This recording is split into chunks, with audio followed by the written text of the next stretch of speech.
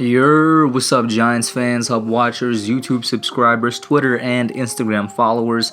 It's your boy Noname back at it again with another New York Giants update video. First and foremost, thank you guys for the warm welcome you gave my mock draft 3.0. It was the first time I tried out the YouTube Premiere system, and it worked out pretty well. Got a nice turnout. I think the peak amount of people watching live with me as I was, chatting in there with you guys was like probably around 25-30, which may be small to, compared to other channels out there, but it's definitely the most amount of viewers I've had on any type of live event. I might do it in the future if I do another mock draft. I'm still not sure if I'm gonna do another one. Right now in my head, I'm thinking about probably doing another another draft scenarios type video. Just, certain things that I would like to see happen, and I have different scenarios in my head, not particularly an entire 7-round mock draft. Because as of right now, if I'm gonna be honest with you guys, the very first mock draft I put out, 1.0, that's really close to what I want the Giants to do. I've done, the Isaiah Simmons ones. This last one was what I think they're gonna do.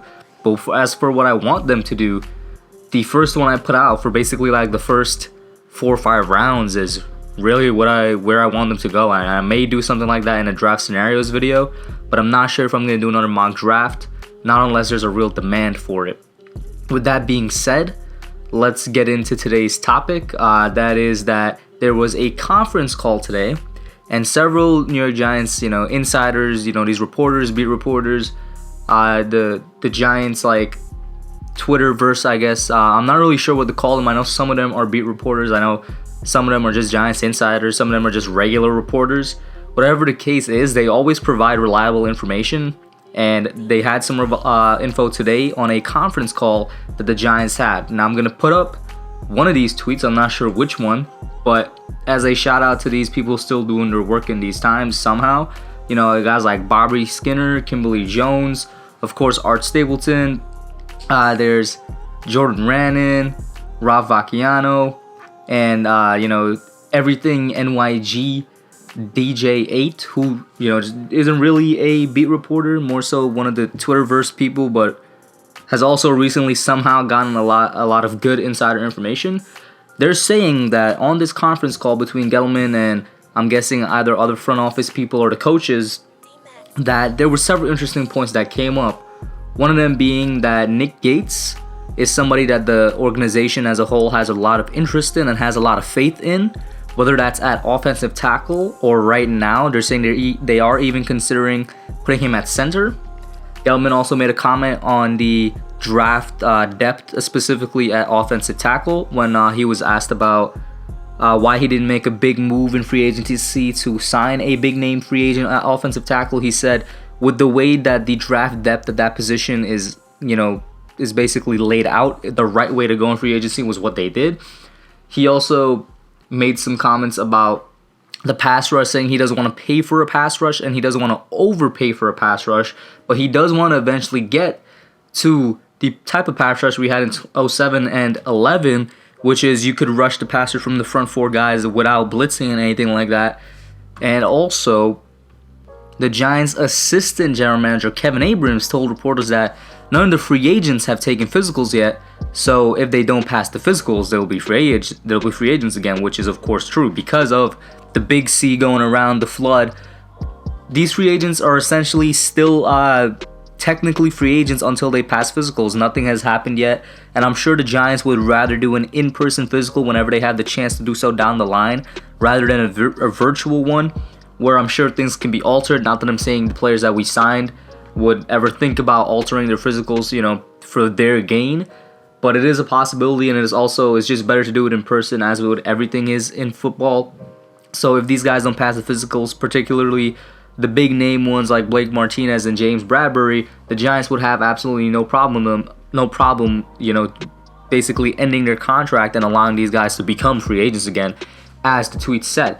But let's get into the Gettleman quotes or comments specifically about the offensive line, especially the depth comment, which has been getting a lot in the past hour or two, maybe hour and a half, 2 hours from when it came out.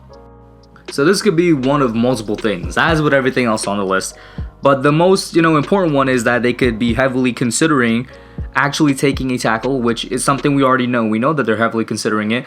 This could be hinting that they're definitely going to take it, or it could hint at something that I did in my mock draft yesterday. He talked about depth specifically. That's not just the top 3-4 guys. That's the entire draft class at that position. He could be looking at somebody in the later rounds, in the 4th round, the 3rd round, the 5th round even. Like I took a Matt Pert yesterday, not Pert yesterday out of UConn in the 4th round for my mock draft, and I wouldn't be surprised if Gettleman does something similar, as that's where he gets his offensive lineman. With that being said, he has never really had a draft class where it's kind of this top heavy in terms of offensive linemen. You got 3 or 4 guys at the top right now that are head and shoulders above everybody else. And while the rest of the draft class is good, yes, that's what depth means. That's what it means to have a deep class at the position. These top 3-4 guys, they're just for sure things to be in the NFL, and you've never really seen that in past drafts, right? Like last year, for example, there was really only one elite offensive lineman to be considered. That was a Jonah Williams. I know people got hot about Jawan Taylor, later on as it got closer and closer to the draft. But there was a lot of people like myself that never really understood the fascination with him. He kind of had a good combine, good Senior Bowl, I think, and then he just sort of skyrocketed out of nowhere. And these out of nowhere players, I think that GMs and coaching staffs, scouts and whatever, I say this all the time, for players that come out of nowhere, they already have all their scouting done. And yes, Senior Bowls and Combine definitely affects it, but I don't think it affects it that much, where the players that sort of come out of nowhere are automatically on the top of their draft board and they all of a sudden become elite. And that was shown in the draft. Jawan Taylor, who all of a sudden was thought to be the first offensive lineman taken off, I think went somewhere in the second, late second, maybe early 3rd round, I'm not sure, but a lot of people were expecting him to be a 1st round pick, and that was not the case. The year before that, there was really only one elite offensive lineman, that being the guard out of Notre Dame, whose name is slipping my mind, but a lot of Giants fans also wanted him. Oh my god, I can't remember him. He went to the Colts. Can't remember his name for the life of me.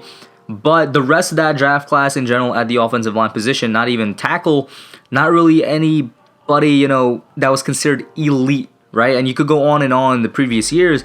This is the first time you really have 3 or 4 guys at that top, that could all go in the 1st round. This is the first time you have maybe 5 guys going in the 1st round. So it is very deep. And I wouldn't be surprised if Gettleman once again goes to his old ways and takes somebody late. But you have to consider the fact that because it's a first-time situation for him like this, maybe he goes with a new way and takes an offensive tackle first. Now, of course, this could also be just plain old smokescreen. Like, he could just be saying this and then go and take Simmons, which, as we all know, is definitely a possibility. Like, really, right now, the 2 things that are going to happen are either Simmons or offensive tackle. And the reason I'm not even including trade anymore as a realistic possibility is because I don't see any team trading up with the Giants. I feel like the draft is going to fall in a more normalized way than people think it is. I don't think there's going to be that many trades within the top 10 picks unless a team like the Colts or, one of these teams in the teens that really, really want a quarterback would trade up to get one. But at least within the top 10, I really don't see that much shuffling around happening. I think it's going to fall a lot more normal than people expect it to. But I could be wrong. And also because it takes 2 teams to tango, it's not just one team that wants to trade and then all of a sudden it goes through. And we don't know if there's another team out there to tango right now. So as much as I would love to trade down, I don't know how realistic it is, right? And then on the next offensive line comment where he was like, as crazy as it sounds, the Giants have a lot of faith in Nick Gates. They see something in him. This is something that's been going around for a while also before it actually came from the mouth of Gettleman. It's been going around for a couple weeks now that the Giants are looking to put Nick Gates at center and try him out there, or maybe even, get him in competition with Fleming to see how the right tackle situation turns out. And of course, Gates is a backup tackle, so I'm kind of surprised. When I first heard it a couple weeks ago, I was kind of surprised that they're considering him at center. But I mean, sometimes it works out, man. It happens. Sometimes backup tackles make better interior offensive linemen than they do, exterior offensive linemen. Hence why they were backups at the exterior position.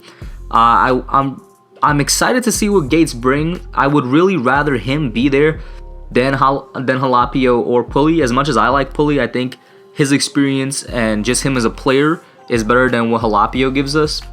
But he also made a comment on that saying that because of John's Achilles injury, expect to see him in training camp or something like that. I'm not exactly verbatim. Once again, I'll throw up the tweet that I saw about it. But, you know, expect to see John Halapio and Spencer Pulley in training camp whenever training camp happens this year.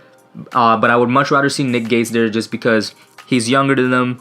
I want to get a bit younger in the offensive line, and because he's younger, I think he has more potential than these guys do. Like I think we know what we have in Pulley and Halapio at this point, and they're not exactly starting caliber centers. Who knows what Gates can turn out to be? The last time the Giants really said, that they had this much faith in a player or made similar comments about the player, to my knowledge that I can think of immediately, would be Aldrick Rosas back in 2018, in the 2018 offseason when people were calling for his head, me being one of them. The organization, and it might have been Gettleman, one of them came out and said that we have a lot of faith in Aldrick Rosas. We're going to see what he does in training camp, and if he makes a team, he makes a team. Made a team. 2018 was his best year by far. And I've made several videos on how Rosas' year last year is not indicative of the type of player he is. So, it worked out the last time they said that. Maybe we have something like that. But I still expect them to look at center in the draft, which is something that Gettleman acknowledged, that the center position is another deep and, really good depth in this 2020 draft class. Guys like Ruiz, Cushenberry, Biotish going down all the way down to guys like Hansen, who's going to be available in maybe the 3rd or 4th, maybe even 5th round. The O-line class in general is nice and deep this year. And I think the last thing I mentioned was that comment on free agents. I think I covered all that is. That's a really face value comment. I don't really want to iterate again what I said at the beginning of the video. It's like I said, it's very face value. It is what they say it is. If these guys don't pass their physicals, they see no reason to keep them, and they will release them or end their contract. I'm not sure how that works out. I know that everything is contingent upon these players passing their physicals. I hope that everybody does pass their physicals, because at this point it would be too late to get a quality replacement if it's somebody big like a Bradbury or Martinez, even a Cam Fleming. The guy that I am worried about, we didn't really sign any injury prone guys. I guess I'm worried about like maybe a Cam Fleming, because he's never really started a full season. Probably, that's about it. Yeah, I was gonna say Dion Lewis, but he has no real injury history and he's coming in as a backup anyway. We didn't sign anybody that's gonna be like prone to injury, so I'm fine with that. They should pass, but let me know what you guys think. Kind of a nice mailbag video in a way on these tweets that I saw online, and I'm sure you guys will be interested in. Let me know what you think. Do you think Gates is gonna be our starting center? Like I said, if he proves himself to be a quality starting center, in training camp or whatever, then I'm fine. I'll be fine with it. It could lead to us not drafting a center at all. We'll see how it turns out. He has some potential. I would still rather go with like a Cushenberry or Ruiz in the draft, but they are seeing things that we aren't. We're still fans at the end of the day. Let me know what you think. I'm out. Alright guys, thanks for watching. Put your comments down below. Make sure you smash that like button, subscribe, and turn on post notifications. Until next time, I'm out. Yeah.